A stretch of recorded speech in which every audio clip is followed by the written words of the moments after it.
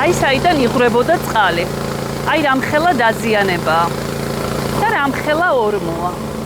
უკვე ამოტუბეს წყალი და ნახეს რომ დაზიანებაა, მილია დაზიანებული, საიდანაც იღვრებოდა წყალი და გადავრჩით. ეს იმხელა ორმოა თავისუფლად შეიძლებოდა ბავშვი დამრჩვალიყო. კადრები, რომელსაც ახლა უყურებთ, პარასკევს ანას სკოლიდან გამოყვანის დროს გადავიდე. ეს ადგილი ჩვენი სკოლის გზაზეა და ძალიან მაშინობდა ყოველ ჯერზე, როდესაც აქ გავლა მიწევდა.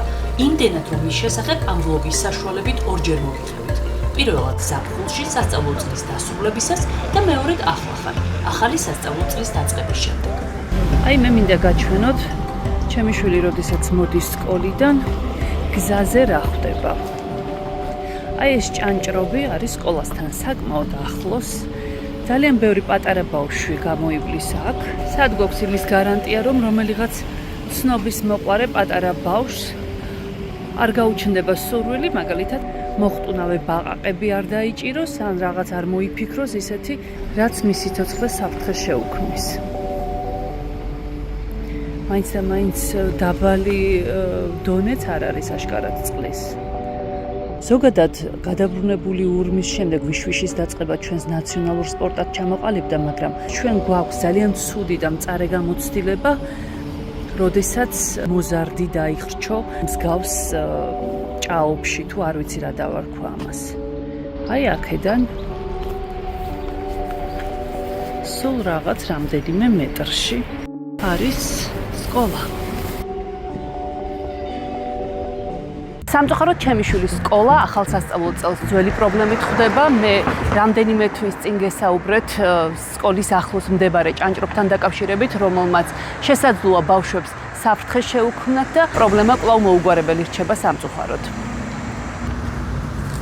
აი ეს არის სამანქანო გზასთან, აი ასე ახლოს, სადაც ასობით არასრულწლოვანს უწევს გადაადგილება, არის აი ესეთი ჭანჭრობი. მე მქონდა მცდელობა, ხმა მიმეწვდინა შესაბამისი სტრუქტურებისთვის, თუმცა როგორც ხედავთ, არავინ დაინტერესებულა ამ პრობლემის მოგვარებით. როგორც ვიცი, რამდენიმე მშობელს ჰქონდა მცდელობა ხმა მიეწვდინა ადგილობრივი თვითმმართველობის ორგანოსთვის, რომლის უშუალო ვალდებულებაც არის მსგავსი პრობლემების მოგვარება, დაიწერა განცხადება ჩემი ინფორმაციით, თუმცა ამ ყველაფერს არანაირი შედეგი არ მოყოლია.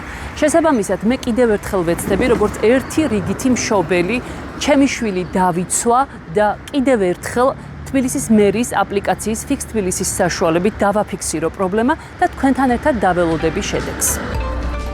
იმის მიუხედავად, რომ პრობლემა თბილისის მერიის აპლიკაციის დახმარებით დავაფიქსირე, გულწრფელად ვიტყვი, რეაგირების დიდი იმედი არ მქონია. მოგეხსენებათ, არ ვართ დიდად განებივრებულები ისეთი შემთხვევებით, როდესაც თვითმმართველობა საკუთარ მოვალეობას ასრულებს და მოქალაქეთა მოთხოვნაზე რეაგირებს. დაუწყიათ სამუშაოები.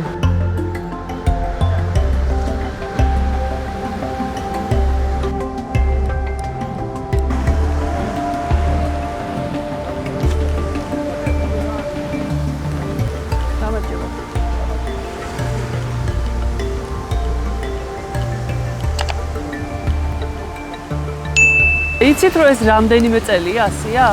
ეხლა გითხრეთ ჩვენ და ვინ გითხრათ ეხლა? როცა გითხრათ მოვიდი და ვაკეთებ.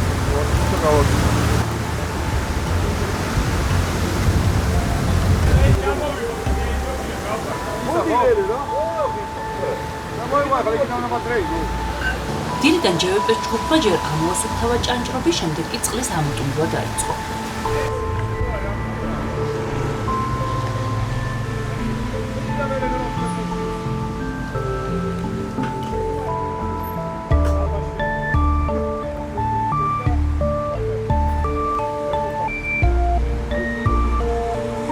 აი ეს ნაგავი იყო ჩაყრილი ჭანჭრებში.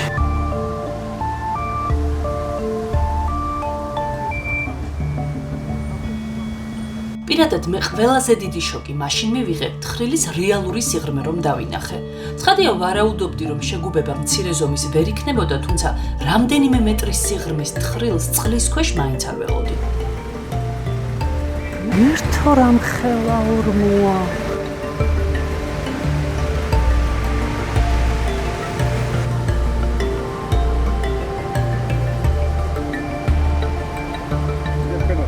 ანუ წყლის მილია დაზიანებული? პატარა როარი. პატარა მიგდო გადმოდი პოლიციაში.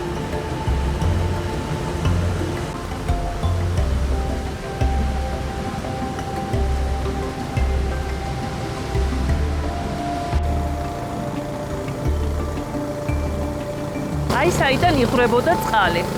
აი რამხელა დაზიანებაა. და რამხელა ორმოა. როგორც იქნა თვითმმართველობა მკეთილი ინება და შესაბამის სამსახურებს სთხოვა ამ პრობლემის მოგვარება და როგორც ხედავთ ჯორჯ ნოთერენ ფაუერის წყლის კომპანიის ჯგუფი მუშაობს ადგილზე. თავარია რომ ბავშვები გადაურჩნენ ამ საშინელ ჭანჭრობს. თავარია რომ ჩვენი შვილები იქნებიან უსაფრთხოდ. აი ეს არის მთავარი. უსაფრთხოების გარდა ბუნებრივია კითხვები ჩნდება სასმელი წყლის დაბინძურებასთან დაკავშირებითაც. ლოგიკურია რომ წყლის შეწყვეტისას, რომელიც ჩვენს უბანში ლამის ტრადიციად ჩამოყალიბდა, ეს დაბინძურებული წყალი სასმელი წყლის მილებში მარტივად შეაღწევდა. იქედან კი დიდი ალბათობით თქვენს ონკანებში მოხდებოდა. თუმცა რადგან ბინძური წყლით სავსე უზარმაზარ თხრილში ჩავარდნის საფრთხე ბავშვებს აღარ ემუქრებათ, მშობლებს ნამდვილად შეგვიძლია შვებით ამოვისუნთქოთ. მე და ჩემი შვილის კლასელების მშობლებს ძალიან ბევრჯერ განგვიხილავს ეგ თემა, ეს წყლით სავსე თხრილი რამდენად საშიში შეიძლება ყოფილიყო ჩვენი შვილებისთვის. და კიდევ ერთხელ კი მინდა ვკითხო მათ, ხომ არ ვაზვიადებ, ნამდვილად იყო ეს ჩვენი შვილებისთვის საფრთხეშემცველი თუ არა. ჩემ შვილს რამოდენიმე დღის წინ მოხდა ესეთი ფაქტი, რომ მე ვიყავი გასული და შეაბუიანდა სახში მოსვლა და იქ ისეთი სიტუაცია იყო, ეს დიდი წყალდიდობა, წვიმა, ეს ამდენი გადაკეტილი გზების საცობი, რომ ძალიან ბევრი რამე ვიფიქრე, რომ ან ხო არ მოხდა, რომ ბავშვი მარტო წამოვიდა, ან გადავარდა, ან რაღაც გაუგებრობა მოხდა ისეთი, რომ ან გზა მანქანამ სხვაგან წაიყვანა, ყველაფერი განვიხილე, იმიტომ რომ იყო ძალიან ცუდი სიტუაცია, ძალიან მიუდგომელი ადგილი. რამდენი ხნის მანძილზე არსებობდა ეს წყლით სავსე თხრილი, როგორც აღმოჩნდა, ჭაობი არ ყოფილა, ეს ყოფილა თხრილი, რომელიც იყო წყლით სავსე და სხვადასხვა საკმაოდ დიდი აღმოჩნდა იმასთან შედარებით, ვიდრე მე თუნდაც ვფიქრობდი. სკოლის ტერიტორიაზე დილიდან საღამომდე მოძრაობს ეს ბავშვები, იმიტომ რომ არის ორი ცვლა და ამ ორი ცვლის ამ დროის განმავლობაში დილის 10 საათიდან საღამოს 6 საათამდე სულ არის ან სამანქანო და ნუ ფეხით აბსოლუტურად ბავშვები და მშობლები მოძრაობს. მე მახსოვს შარშან წინ მანდ გაკეთდა გზა სამანქანო, იმიტომ რომ შარშან წინ დაიგო მეორე მოსასვლელი გზა და ჩვეულებრივად გადადიოდნენ და იყო მეგონა რომ იყო ჭაობი. ბავშვების ნაწილი დადის ქროლით. მათ შორის ჩემი შვილებიც. მე როცა ვიცი რომ ჩემი ზოგი ფეხით დადის, საერთოდ არ ყავს ავტომობილი მის მშობელს, ვითხოვთ მუნიციპალურ ტრანსპორტს. მუნიციპალური ტრანსპორტი ვერ გამოიყო, მიუხედავად იმისა, რომ განთავისუფლდა ჩვენ ვიცით ავტობუსები და ჯერ კიდევ არ არის. ამიტომ აბსოლუტურად არ ასვიადებ, გულწრფელად ვამბობ, არის საფრთხილო და საშიში. იმიტომ რომ არის სკოლის ტერიტორიასთან ახლოს და იქ მუდმივად 24 საათი ვერ მოვიტყვევ, მაგრამ დილიდან საღამომდე ორცვლიან სკოლაში, სადაც დაახლოებით 3000-მდე ბავშვი და მშობელი დადის, საფრთხილო კი არა, როგორც კი პატარა წყალი ამოიწია, მაშინ მე უნდა ყოფილიყო რეაგირება, არამედ თუ ამხელა თხრილი და ამხელა თუ ჭაობი, ჩვენ გვგონა რომ ჭაობი იყო. უმადური არ მინდა ვიყო. ამიტომ ჩემს გამომწერებთან ერთად, რომლებიც ასე აქტიურად გამოეხმაურნენ, როდესაც ჭაობის შესახებ პირველი ვიდეო გადავიღე, მადლობას გადავუხდი თვითმმართველობას. დიდი მადლობა, რომ ასრულებთ საკუთარ ვალდებულებებს. ხანდახან მაინც. ნათია ხუჯაძე არის ერთ-ერთი მშობელი, რომელიც წლებია მე მგონი იბრძვის ამ თხრილის ამოვსებაზე და მოგვიყვება ეხა დაახლოებით რა ძალისხმევა დასჭირდა იმისთვის, რომ ეს პრობლემა ადრე თუ გვიან მოგვარებულიყო.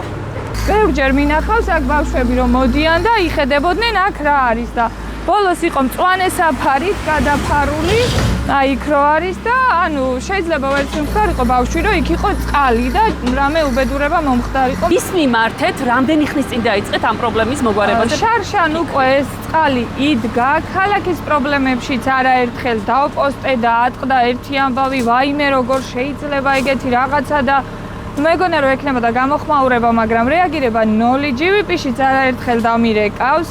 გამგეობასაც გადავეცი, წელს მოვედი და ისევ იგივე სიტუაცია დამკვდა, იძულებული გავხდი რომ კიდე მიმემართა GVP-ისთვის და არაერთხელ ჩვენი სახსრებით და თოხით და ბარით ვცდილობდით, რომ აქედან გადმოსული წყალი გზიდან გადაგვეყვანა გოგოებს, რომ სკოლაში მივიდეთ ელემენტარული.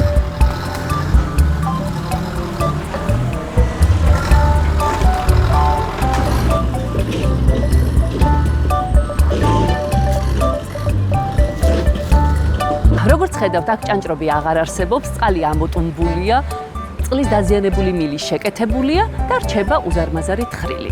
ჩემი უბნის ამ პატარა პრობლემაზე მე ასე დეტალურად იმიტომ არ გიყვებით, რომ ჩემი სიყოჩაღე დაგანახოთ და შემდეგ თქვენგან ქება დავიმსახურო. რა თქმა უნდა, არა. უბრალოდ ამით მინდა გაჩვენოთ, რა შეგვიძლია ჩვენ რიგით მოქალაქეებს, როდესაც რაღაც არ მოგწონს, როდესაც რაღაცას ვაპროტესტებთ და საზოგადოებრივ აზრს ვქრნით. როგორც წესი, ხელისუფლება საზოგადოების საჭიროებაზე გული უჩუყდება არჩევნების წინ, მაგრამ ჩვენთვის ხომ მთავარი შედეგია. მთავარი ხომ ის არის, რომ ჩვენი შვილები უსაფრთხოდ იქნებიან. რაც შეეხება ამ თხრილს, ცოტა ხანს დაველოდები, ყურადღებით დავაკვირდები და შემდეგ ისევ მომიწევს მერიის შეწუხება, რომ მათი გაკეთებული საქმის მადლს მარილი მოაყარონ, თხრილს კი მიწავ.